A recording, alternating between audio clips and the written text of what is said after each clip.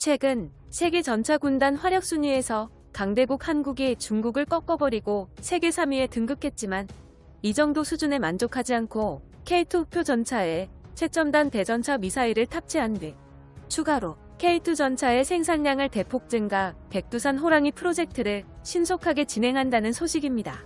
정보지식 반응 채널 대고구려 제고, 구독과 알림 설정, 진심으로 감사드립니다.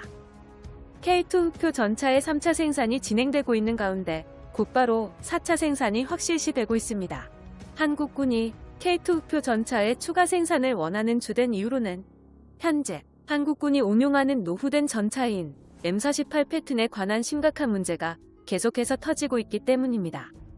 구형 전차인 M48 패튼의 경우 강이나 하천을 건널 수 있는 개별적인 도하 능력이 없어 전투 기동성이 떨어지며 기동 중에 사격조차 되지 않아 한국군이 운용 중인 주력 전차 K1 계열 전차와 비교한다면 기동력, 공격력, 관통력, 방호력 등 모든 면에서 열악한 성능을 보이고 있죠.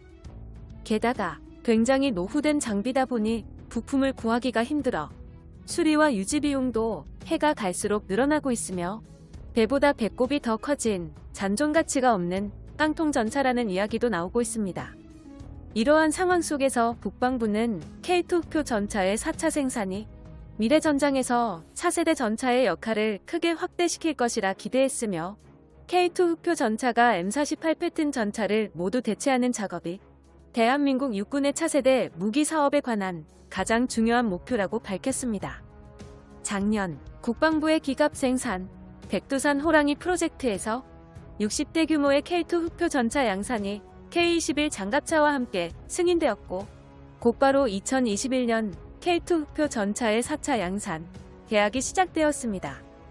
현재까지 군사정보통에 밝혀진 내용을 보면 현대 로템의 생산 라인을 계속해서 유지하기 위해 K2 흑표 전차를 100대씩 추가 발주해야 한다는 입장입니다.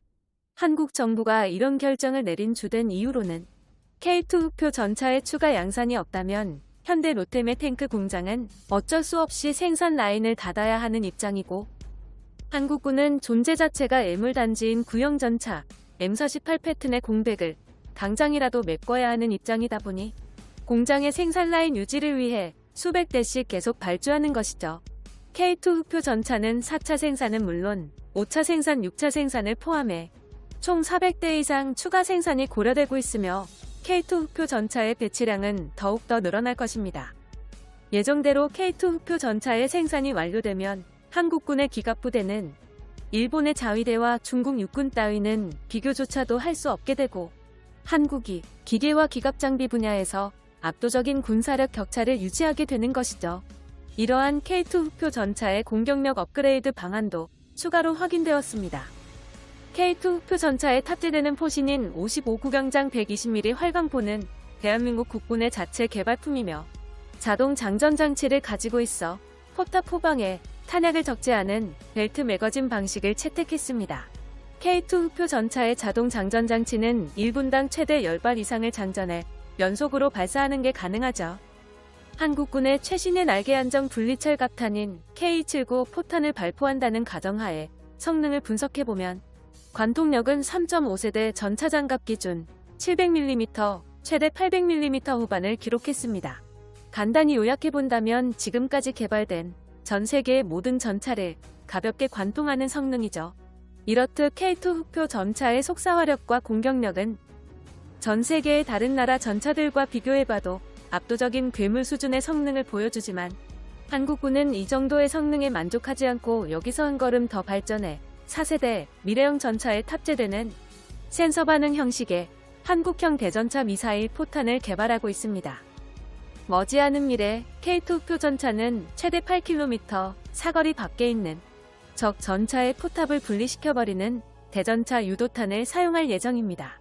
사거리와 파괴력을 비교해보면 한국형 공격 헬기에 탑재되는 청검 대전차 미사일과 매우 흡사하며 일반 포탄과 같이 포신에서 발사되는 형식은 비슷하나 일정 거리를 날아가다 자체 센서로 적전차를 탐색하여 적군의 전차를 발견하는 순간 순식간에 하늘로 상승한 다음 무서울 정도로 빠르게 하각 적전차의 상부 뚜껑을 흔적도 없이 박살 내버리는 형태의 유도탄입니다.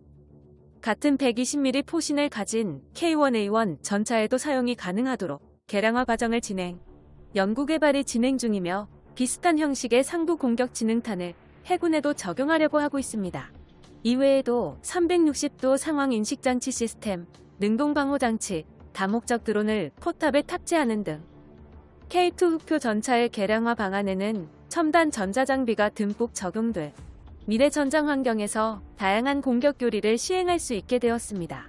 현대로템 관계자는 원격 무인화 기술을 지속적으로 연구 개발해 K2 흑표 전차가 미래 전차 교리를 선도하고 해외 수출을 성공적으로 성사시켜 전 세계에 한국산 전차의 영향력을 대폭 확대하겠다고 밝혔습니다. K2 흑표 전차의 추가 생산에 관한 소식이 일본의 군사정보 커뮤니티 밀리터리 777 스레드에 올라왔습니다. 게시글에 올라온 일본 네티즌들의 댓글 반응을 번역해봤습니다. 한국군은 일본에 매우 위협적이다.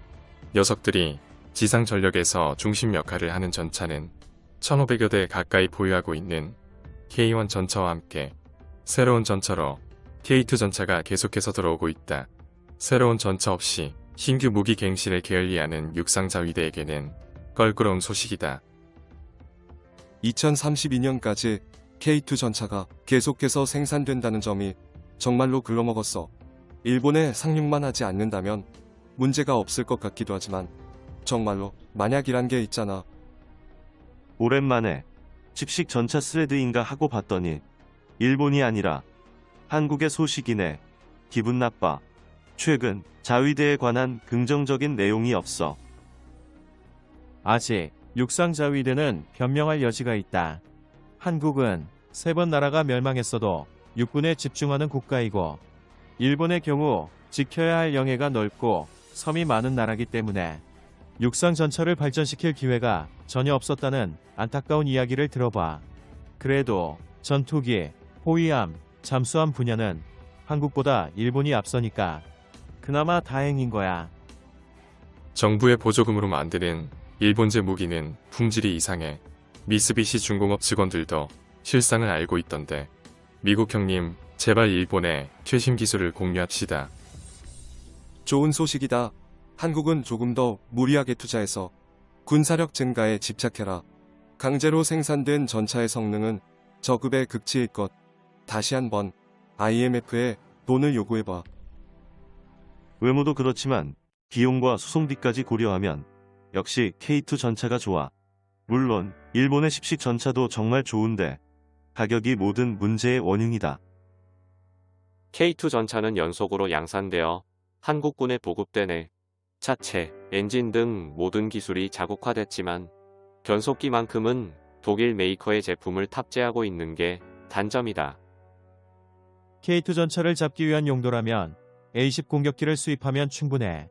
로켓과 폭탄으로 한국군의 전차를 무력화하는 작전이 통할 거야. 일본은 항상 해상과 공중에서 승리하니까 말이지. K2 흑표 전차의 4차 생산과 업그레이드 소식. 한국 영토를 지키는 대한민국의 진정한 자주 국방을 위한 K2 흑표 전차. 영상의 정보가 유익하셨다면 채널명 대고구려제국 구독과 알림 설정 진심으로 감사드립니다.